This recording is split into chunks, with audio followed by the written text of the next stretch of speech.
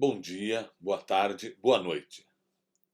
Mais uma vez, estamos aqui reunidos em nome de Deus, nosso Pai, de Jesus, nosso irmão maior, nosso guia maior na terra, e dos espíritos superiores que, guiados pelo Espírito da Verdade, trouxeram os esclarecimentos que Jesus havia prometido, quando nos disse que no momento certo, tudo aquilo que ele disse não podia ser traduzido em um determinado momento, quando a humanidade estivesse pronta, seria revelado.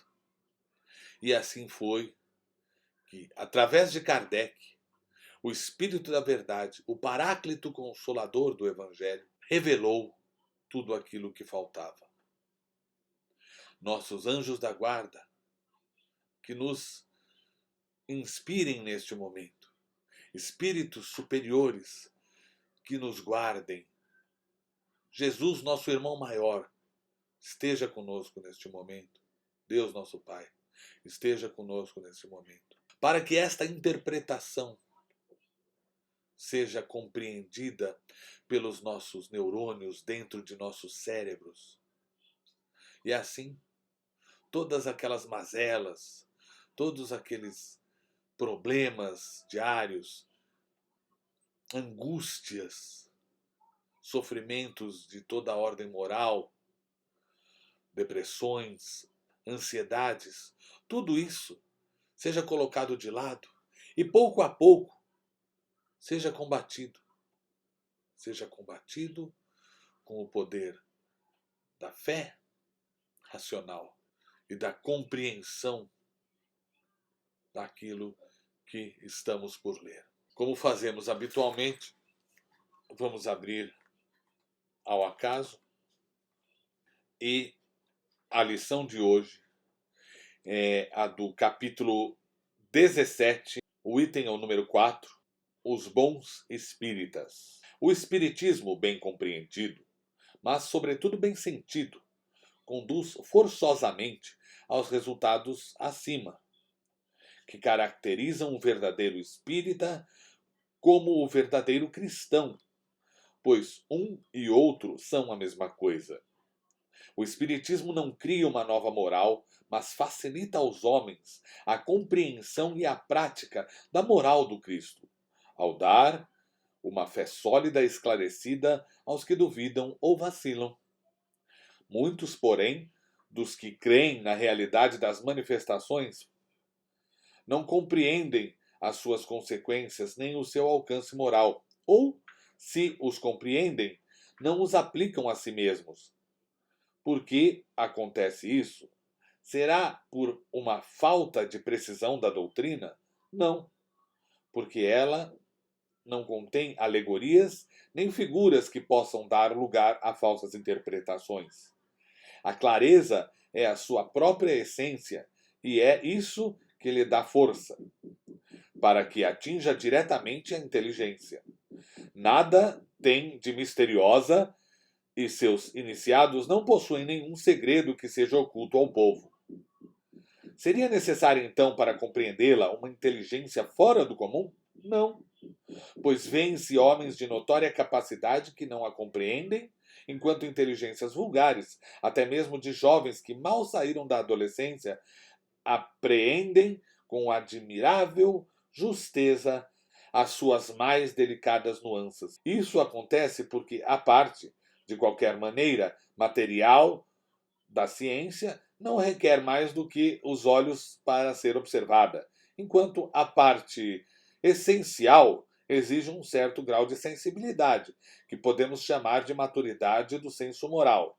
Maturidade essa independente da idade e do grau de instrução, porque é inerente ao desenvolvimento, num sentido especial, do espírito encarnado.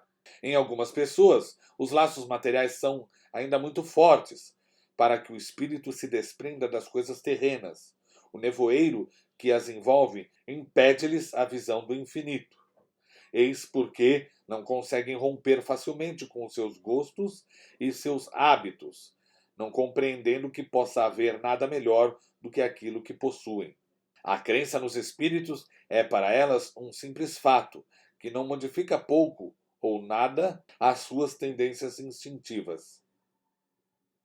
Numa palavra, não veem mais do que um raio de luz, insuficiente para orientá-las e dar-lhes uma aspiração profunda, capaz de modificar-lhes as tendências. Apegam-se mais aos fenômenos do que à moral, que lhes parece banal e monótona. Pedem aos espíritos que incessantemente as iniciem em novos mistérios, sem indagarem se tornaram dignas de penetrar os segredos do Criador. São, afinal, os espíritas imperfeitos, alguns dos quais estacionam no caminho ou se distanciam dos seus irmãos de crença, porque recuam ante a obrigação de se reformarem, ou porque preferem a companhia dos que participam das suas fraquezas ou das suas prevenções. Não obstante, a simples aceitação da doutrina, em princípio, é um primeiro passo, que lhes facilitará o segundo, numa outra existência. Aquele que podemos, com razão, qualificar de verdadeiro e sincero espírita, encontra-se num grau superior de adiantamento moral. O espírito já domina mais completamente a matéria, que lhe dá uma percepção mais clara do futuro. Os princípios da doutrina fazem vibrar-lhe as fibras que nos outros permanecem mudas. Numa palavra, foi tocado no coração. E por isso a sua fé é inabalável. Um é como o músico que se comove com os acordes, o outro apenas ouve os sons. Reconhece-se o verdadeiro espírita pela sua transformação moral e pelos esforços que faz para dominar suas más inclinações. Enquanto um se compraz no seu horizonte limitado, o outro, que compreende a existência de alguma coisa melhor, esforça-se para se libertar e sempre o consegue, quando dispõe de uma vontade firme. Amigos, como sempre, a lição é clara. Nos dá exemplos de bons espíritas e maus espíritas. Porque a doutrina é uma só. A doutrina é uma só e ela é clara. Ela não tem alegorias, ela não tem modos de interpretação. Diz respeito àquilo, como dizia no começo, que foi dito por Jesus Cristo, mas que com o tempo e com a permissão de Deus foi esclarecido. Nesse sentido, a doutrina é uma só. E os espíritas que têm conhecimento da doutrina passam a segui-la. Porque, como disse, não há, e como diz a lição, não há conhecimentos ocultos só dado aos iniciados. É tudo muito simples e é tudo muito aberto na doutrina. No entanto, há dois tipos de espíritas. Após o acesso à doutrina, há dois tipos de espírita.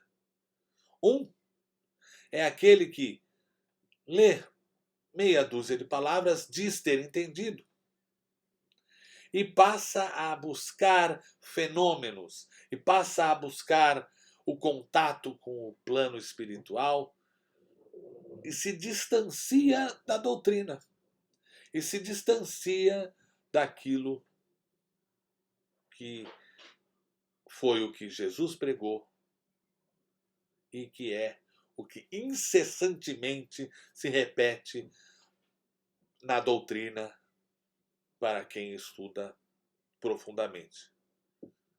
Buscar a humildade, a caridade aos outros, o amor aos outros, sempre agindo com humildade. E nós temos que usar isso para nós mesmos. Se somos espíritas, temos que usar isso para nós mesmos. No entanto, há quem diga, não, eu quero mais, eu quero conhecer mais. É a entrada para o mau caminho.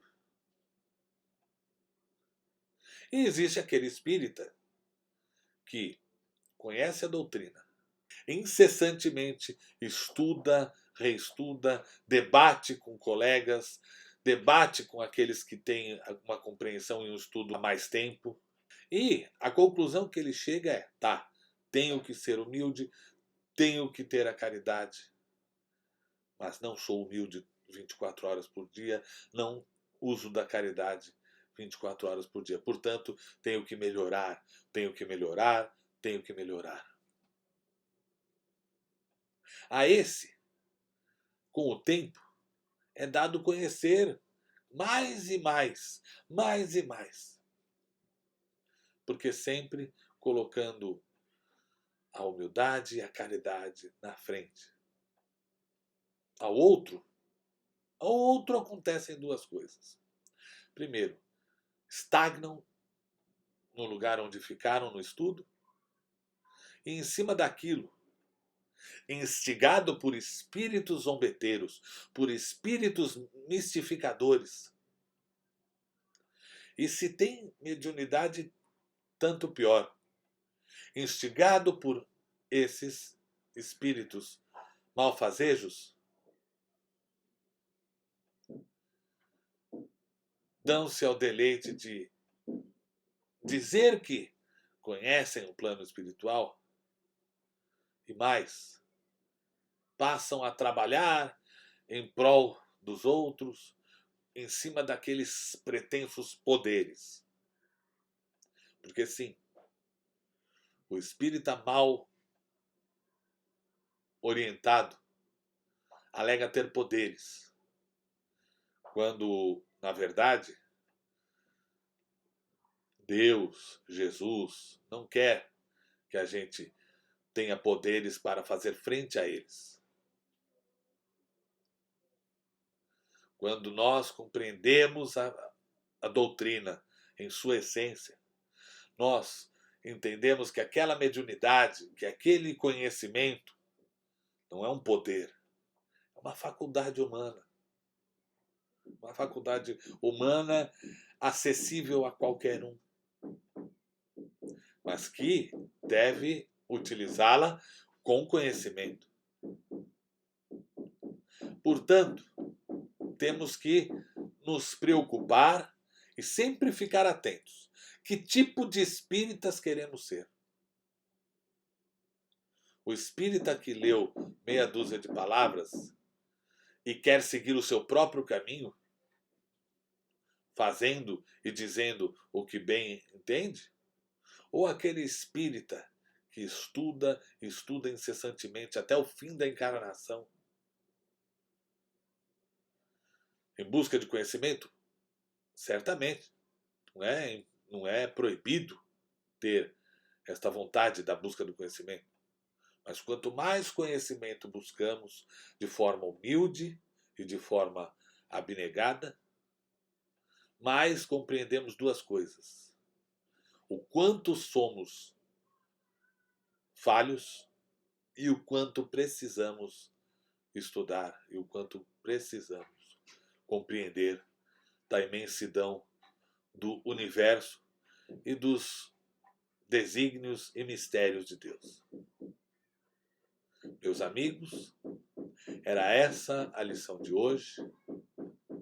E encerrando o vídeo de hoje, convido-os a repetir comigo as palavras que Jesus ensinou.